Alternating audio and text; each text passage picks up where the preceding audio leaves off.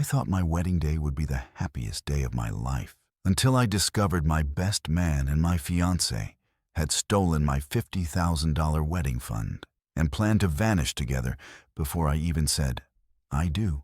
What they didn't know was that I'd been preparing for something like this for months. My name is Marcus Thompson, 29 years old, financial analyst in Denver, Colorado. Jake Martinez had been my best friend since high school.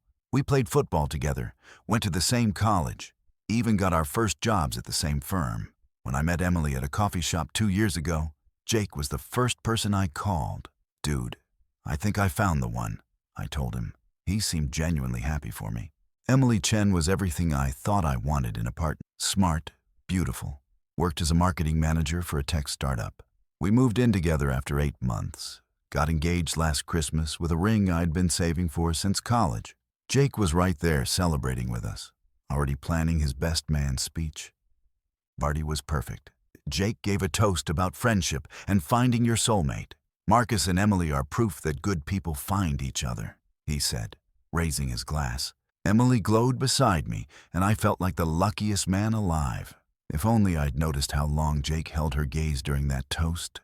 Planning a wedding while working full-time is exhausting. Emily threw herself into every detail. Venue, flowers, catering, music. I handled the finances, setting up a dedicated account for wedding expenses. $50,000, money I'd been saving for years. Emily had access to the account for vendors and deposits. I trusted her completely. Jake was incredibly helpful during the planning process. He'd drive Emily to vendor meetings when I was stuck at work, help her carry samples and decorations. "You're so lucky to have such a supportive friend," Emily would say. I agreed. Not many guys would spend their weekends helping with wedding planning. But looking back, there were signs I should have caught. Emily started working late more often, always with new projects that required evening meetings. Jake began canceling our usual weekend plans, claiming he was dating someone new, but never introducing her. When I asked about this mysterious girlfriend, he'd changed the subject. 3 months before the wedding, I noticed changes in Emily's behavior. She became distant during conversations, constantly checking her phone, laughing at messages she wouldn't share. When I asked who she was texting, she'd say, "Just wedding stuff or work drama." I believed her because I wanted to believe her. The bachelor party was Jake's responsibility, and he planned something elaborate, a weekend in Las Vegas with 8 of our closest friends. The first night went perfectly. Good food, drinks, shows, exactly what I wanted. But on the second night, Jake got drunk and started saying strange things. "You know, Marcus," he slurred, leaning against me at the blackjack table, "sometimes the best man deserves the best woman." I laughed it off, thinking it was just alcohol talking. Later that night, he kept bringing up Emily, asking detailed questions about our relationship, our future plans, our intimacy. It felt weird, but again, I blamed the alcohol. The morning after Vegas, Jake seemed different, more distant, almost guilty. On the flight home, he barely spoke, just stared out the window. When I asked if he was okay, he said he was just tired from the weekend. I didn't push it, but something felt off about his entire demeanor. 2 months before the wedding, I decided to surprise Emily with lunch at her office. When I arrived, the receptionist told me Emily was in a meeting, but I could wait. As I sat in the lobby, I saw Jake walking out of the conference room, adjusting his tie. My heart stopped. What was Jake doing at Emily's office? When Emily emerged 5 minutes later, she looked flustered. "Marcus, what are you doing here?" Her surprise seemed genuine, but something was wrong. I asked about Jake, and she quickly explained he'd stopped by to discuss groomsmen duties. It seemed plausible, but the timing felt strange. That evening, I casually mentioned seeing Jake at her office. Emily's reaction was immediate and defensive. "Why are you tracking my meetings? Don't you trust me?" She turned it around, making me feel guilty for even bringing it up. I apologized and let it go, but doubt had planted itself in my mind. I started paying closer attention. Emily's phone habits changed. She took calls in private, kept her screen turned away during texts, even password protected her device for the first time in our relationship. When I commented on it, she said her company had new security policies. Reasonable, but combined with everything else, it felt suspicious. Jake's behavior was equally strange. Our weekly gym sessions became sporadic. He'd cancel last minute with vague excuses about family obligations or work deadlines. When we did hang out, he seemed distracted, checking his phone constantly.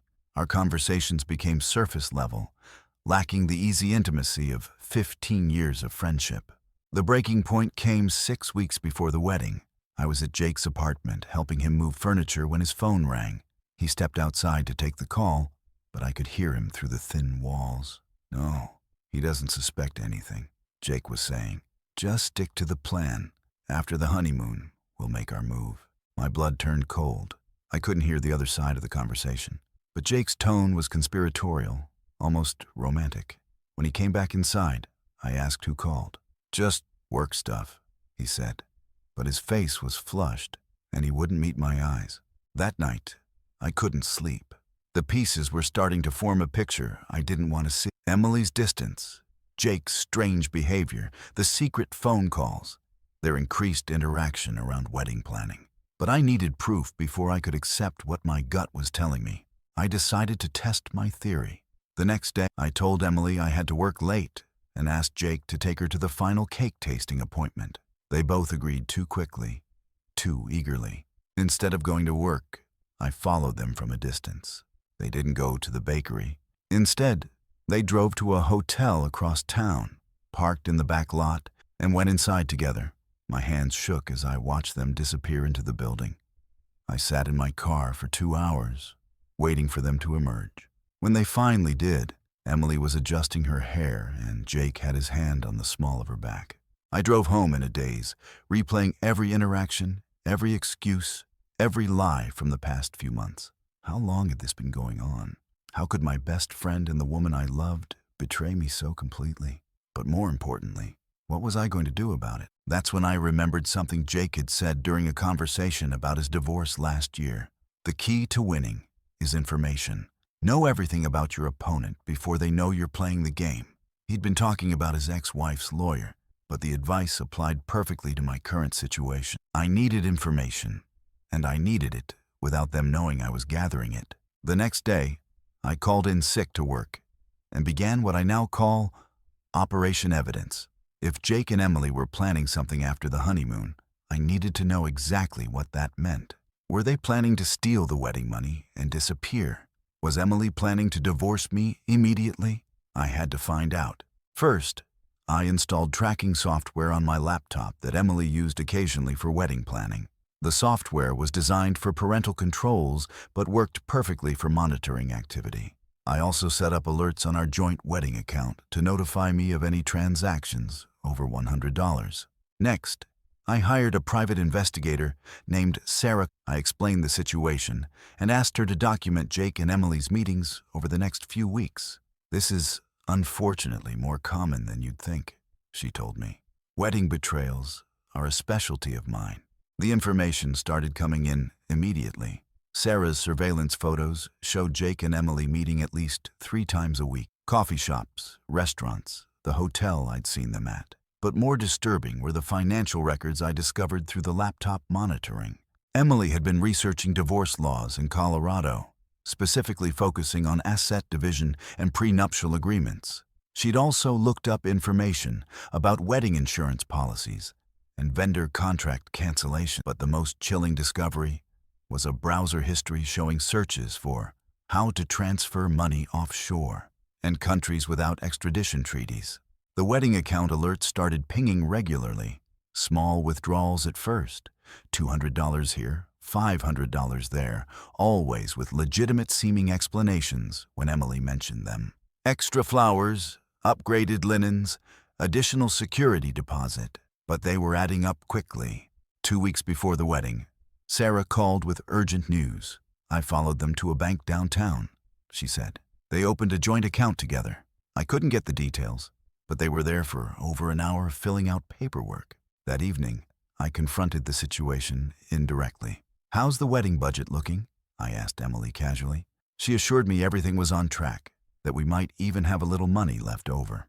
Meanwhile, I could see from my alerts that we'd spent nearly $42,000 of our $50,000 budget. far more than what the actual deposits and payments should have totaled. I called several vendors directly, claiming I needed updated invoices for insurance purposes. What I discovered was shocking.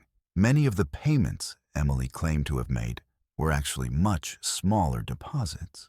The difference between what she told me she'd paid and what vendors had actually received was over $15,000. Jake, meanwhile, had become increasingly nervous around. He'd stammer through conversations, avoid eye contact, and make excuses to leave early whenever we hung out. During our final groomsmen fitting, he kept checking his phone and seemed jumpier than I'd ever seen him. The final piece of evidence came from Sarah's investigation into their backgrounds. She discovered that Jake had significant gambling debts, over $30,000 owed to various bookies and online casinos. Emily, meanwhile, had secretly applied for 3 credit cards in the past 6 months, all of which were maxed out on cash advances totaling $18,000. They're both in serious financial trouble, Sarah explained. Your wedding fund isn't just a convenience for them. It's a lifeline, and based on their research patterns, they're planning to disappear with whatever money they can get. I sat in my apartment that night, surrounded by evidence of the most complete betrayal imaginable. My best friend since high school and the woman I'd planned to spend my life with had conspired to rob me, humiliate me, and abandon me all in one devastating blow. The wedding was 5 days away, but instead of despair, I felt something else. Cold, calculating fury. They thought they were playing chess while I played checkers. They had no idea that I'd been 3 moves ahead of them for weeks, and they certainly didn't know about the trap I'd been carefully setting. Because the thing about being a financial analyst is that you understand money, how it moves, how it's tracked, and most importantly, how to make sure it goes exactly where you want it to go, when you want it to go there. Jake and Emily were about to learn that lesson the hard way. 3 days before the wedding, I implemented the final phase of my plan. I withdrew the remaining $8,000 from our wedding account and deposited it into a new account Emily didn't know about. Then I replaced the money with a cashier's check made out to Thompson Chen Wedding Services, a fake company I'd registered the week before. To anyone looking at the account balance, including Emily, it appeared that all $50,000 was still there, but the money was actually secured where she couldn't access it. I also installed a hidden camera in our apartment, positioned to capture the living room and kitchen where Emily liked to make her private phone calls. That evening, Emily was more affectionate than she'd been in months. She cooked my favorite dinner, talked excitedly about our honeymoon, and even suggested we start trying for kids right after we got married. If I hadn't known the truth, her performance would have been completely convincing. After dinner, she received a phone call and excused herself to the bedroom. Thanks to the audio equipment Sarah had helped me install, I could hear every word. It's all set for tomorrow night, Emily was saying. Marcus will be at the rehearsal dinner. You can get the money then. Have you booked the flights? Jake's voice came through clearly on speakerphone. Both flights confirmed for Saturday morning. By the time he realizes what happened, we'll be in Costa Rica. And Emily, after tomorrow night, there's no turning back. I know, Emily replied. I'm ready. I never loved him anyway. This whole engagement was just about the wedding fund and getting established financially. You're the one I've always wanted. I recorded everything, feeling strangely calm as I listened to them finalize the plan to destroy my life. They intended to steal the wedding money Friday night, then disappear Saturday morning while I was left standing at the altar. It was beyond cruel. It was sadistic. The rehearsal dinner was surreal. Emily played her part perfectly, and the blushing bride-to-be surrounded by family and friends. Jake gave another speech about loyalty and friendship, looking me directly in the eyes as he talked about being there for each other through everything. I almost admired the sheer audacity of their deception. After dinner, I made a show of staying for drinks with family, while Emily went home to get her beauty sleep. Jake left around the same time, claiming he needed to prepare for his best man duties. I waited exactly 30 minutes, then drove to the parking garage across from our apartment building. From my vantage point, I could see our apartment window. At 10:47 p.m., I watched Jake's car pull into our building's visitor parking. At 10:52, I saw him enter our apartment using the spare key Emily had obviously given him. They were inside together for 43 minutes. When Jake left at 11:35, I waited another hour before going home. Emily was in bed, pretending to be asleep. I lay beside her in the darkness, listening to her fake steady breathing, knowing that she'd just stolen our entire wedding fund and was planning to abandon me in 18 hours. Saturday morning, our wedding day, Emily was up early, bustling around the apartment with nervous energy. "I can't believe it's finally here," she kept saying. "Our perfect day." Her performance was flawless, excited, nervous, loving. If I hadn't known better, I would have believed every word. Jake arrived at 8 a.m. to help coordinate the morning activities. He seemed more relaxed than I'd seen him in weeks, probably relieved that their plan was almost complete. "Ready for the big day, buddy?" he asked, clapping me on the shoulder. "This is going to be one hell of a day." He had no idea how right he was.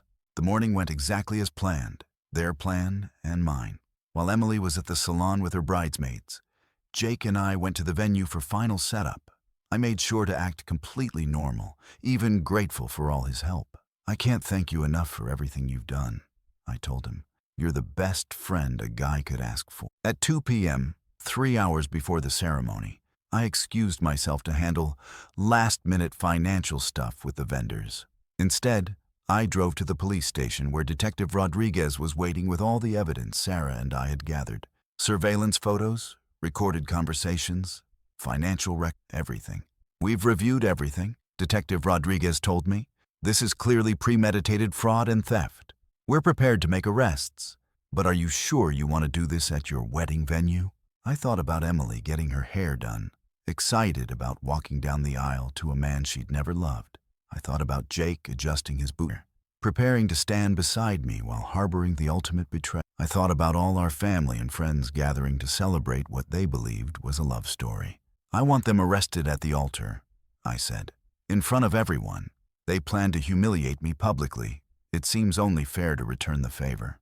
At 4:30 p.m., I was in the groom's suite at the venue, surrounded by my groomsmen, when my phone buzzed with a text from Emily. "Can't wait to see you at the altar, baby. I love you so much."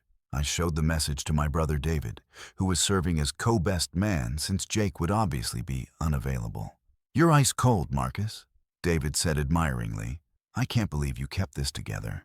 At 4:45, the wedding coordinator knocked on the door. "Something's wrong," she said urgently. "We can't access the wedding account for the final vendor payments. The bank says there are complications with the account authorization." I feigned confusion and concern. "That's impossible. Emily handled all the final payments yesterday. Let me call her." I dialed Emily's number, putting the call on speaker for the room to hear. "Marcus? What's wrong? I'm about to walk down the aisle." Emily's voice was tight with barely concealed panic. "The wedding coordinator says there are problems with the account. The vendors aren't paid. What happened to the money?" Silence. Then, I don't understand. Jake said he would handle the final transfers yesterday. Maybe there's been a mistake. Jake said he'd handle financial transfers. Why would Jake have access to our wedding account? More silence. In the background, I could hear her bridesmaids asking what was wrong. Finally, "Can we discuss this after the ceremony? Everyone's waiting."